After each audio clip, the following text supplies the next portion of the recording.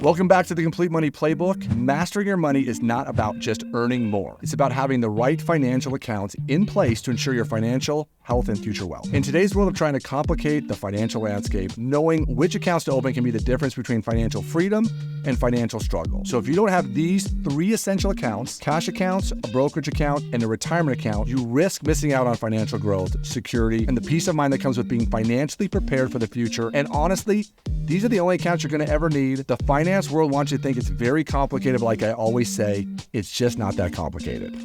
So if you're enjoying the content we're putting out here on the Complete Money Playbook, please subscribe to the channel, like the video, and comment below. We're happy to answer any of your questions. And please share this video with someone you think might need our help. Okay, everyone, at this point, you should have a few things already done. So please make sure you have your conversations with whomever you need to make sure you have your money dreams in place, that you have a current picture of your reality, and you have a budget with all the details in there, and a list of all your debts, the value of any assets associated to those debts, and a starting point to getting them paid off as soon as possible. If you don't, please go watch our previous videos as soon as you're done with this one so that you can go and get all that stuff put in place. First things first, we're going to talk about cash accounts. And in cash accounts, these are the ones that you're going to use on a daily basis. And the first one that everyone needs, and you may end up with more than one of them, is a checking account. And that checking account, again, is where I typically like to have people have maybe 1 to 2 months amount of cash in there, whatever your monthly budget is. So that way, if for some reason you have an unexpected thing happen, or you forget about a check that you might have written, or both of you did a debit that you weren't aware of, it gives you a little leeway in that account to make sure there's enough money in there. But for some people, like if you're sharing your income and you're sharing your finances with another person, you might have multiple checking accounts. As an example, you might have that main account that you're using to pay all your bills and expenses. And then each one of you might have a separate checking account that is like, this is my personal allowance, or this is my money that I get to do whatever I want with. So it's possible you could have more than one checking account. If you're someone like me who is self-employed and has business accounts, I have multiple checking accounts, one for my personal life, one for my real estate business, one for the Complete Money Playbook. And so that way I can keep all my businesses' income and expenses and assets separate from each other. And you might need to do the same as well. So the second kind of cash account you need are savings accounts. And of course, you have your standard savings account that everybody makes fun of that earns 0.0001% interest. But then you have the word you're hearing all the time now are high yield savings accounts. And then you also have the money market savings account. And high yield right now is paying anywhere in that 4 to 5% interest rate. Some banks have a minimum amount you have to have in a balance to put in those. So as an example, at my bank where I work, US Bank, or where I do my banking, my daughter tried to open up a high yield savings account and she didn't have enough money to meet the minimum requirement. So what we did in her case is we put her in a certificate of deposit. She earned a very similar interest rate to what I did on my high yield savings account. And the downside to that is her money was tied up. I can't remember if we did a 6-month or a 9-month CD. The nice part for her is if for some reason she had an emergency, she really needed to get to the money, of course, I could help her out or her mom could help her out. So she's in that boat, but she also has another savings account that has a few bucks in it as well. So she should be fine. But a money market account is kind of like a high yield savings account as well. It's usually done through your brokerage accounts. And it's where you have money that's sitting in cash that maybe hasn't been invested yet into the stock market or some of those kind of things. 2 different kinds of cash accounts. It's just checking and savings. You could need multiple accounts, again, depending on are you having your money mixed in finances with other people. The second set of accounts you're going to need are brokerage accounts. And what is a brokerage account? It's just an account that you use to buy financial assets. So if you're someone who's trying to buy stocks or bonds or mutual funds or EFTs, or again, that money market savings account sits in there so that when you have cash, it sits in that account.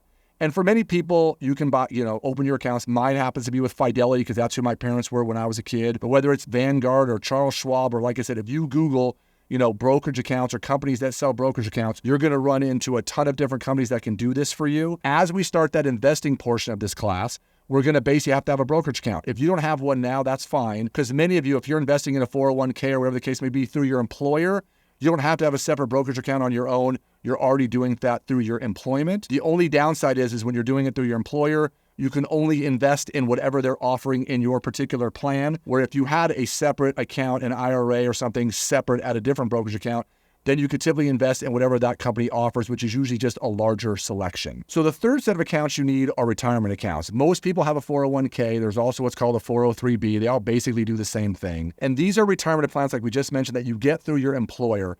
And pros and cons, the nice part is many 401ks and those kind of things. And lately, it's funny, I'm hearing lots of videos killing 401ks. There aren't a lot of investments I know where you can make 100% on your money, meaning If you work somewhere and your company has a match, you need to know what they're matching. What if it's 2%, 4%, a certain dollar amount? Back when I had one way before I was a self-employed person, they used to match me my first $2,000 dollar for dollar, and then my second $2,000, it was 50 cents on the dollar. So if I put in $4,000, they put in $3,000. And you should absolutely maximize that so you can get as much money in there as you can. It's free money that they're giving you. And then if you're someone who also then wants to keep investing into your retirement accounts, whether you want to do it after tax in a Roth IRA or you want to do it before tax in a traditional IRA, there's lots of ways we can do that. And eventually we're going to get there. And many of you might already be doing this. But for now, these are going to be something that are the reason there's a reason why they're third on the list, because we got to make sure that we have our cash accounts and our other accounts going in the same direction. So the other one is an individual retirement account. It's an IRA. It's a term you hear all the time. The biggest difference between an IRA and a 401k is basically just